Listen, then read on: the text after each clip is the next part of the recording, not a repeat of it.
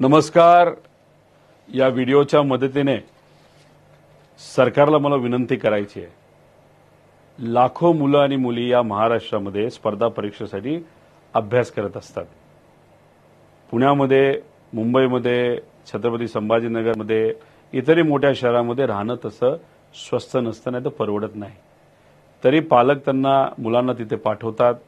त्यांचं शिक्षण, शिक्षणाचा खर्च हे ते सर्व उचलत असतात.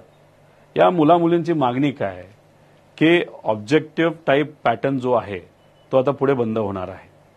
आणि मग अशा परिस्थितीमध्ये ज्या मुलामुलींनी आतापर्यंत त्याच पद्धतीने अभ्यास केला तर मग तिथे ज्या परीक्षा व्हायला पाहिजे त्या वेळेवर तरी व्हायला पाहिजे.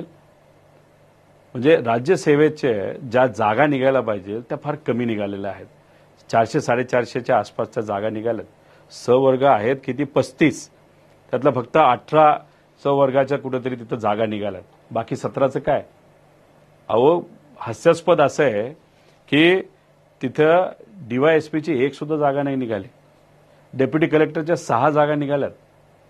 अहो, बिहारचं जर कम्पेअर केलं ना, बिहारमध्ये काहीतरी तहसीलदारच्या जागा ज्या इथे एक सुद्धा नाही, तहसीलदारच्या जागा बिहारमध्ये 136 का काहीतरी आहेत. 200 डीवायएसपीच्या जागा आहेत. आणि बाकीचं जागा आपण बघितलं म्हणजे बिहार या परीक्षेच्या बाबतीत सुद्धा पुढे जायला लागले आणि आपण मात्र जिथं आहोत तिथं आहोत.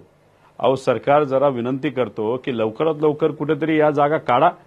जे मागणीपत्र जायला पाहिजे ते सुद्धा मागणीपत्र अजून गेलेलं नाही. 2024 साठी मुलं वाट बघतायत.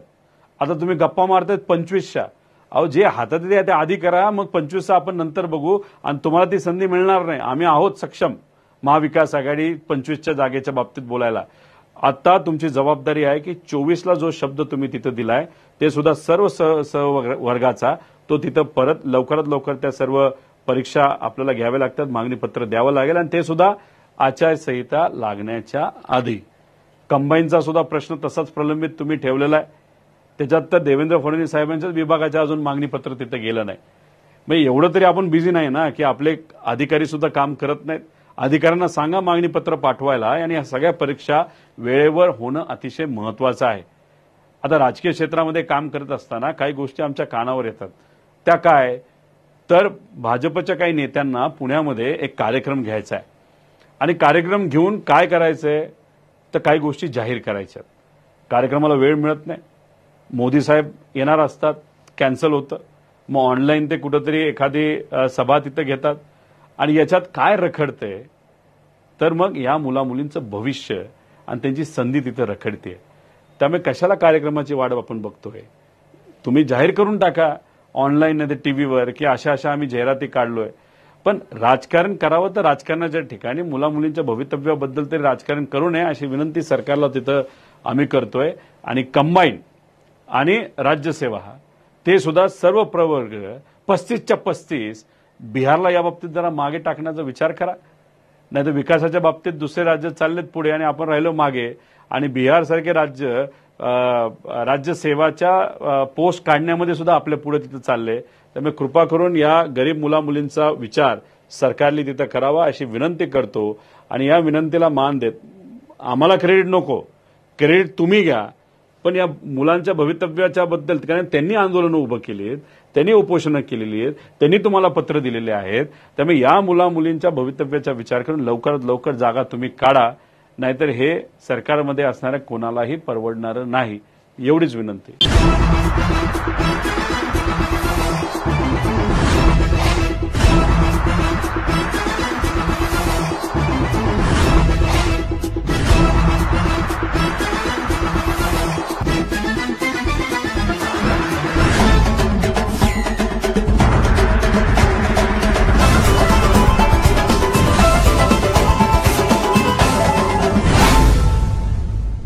महाराष्ट्रातील ताज्या आणि महत्त्वपूर्ण बातम्या पाहण्यासाठी आपल्या NBI न्यूज मराठीला सबस्क्राईब करा आणि बेल आयकॉन क्लिक करा.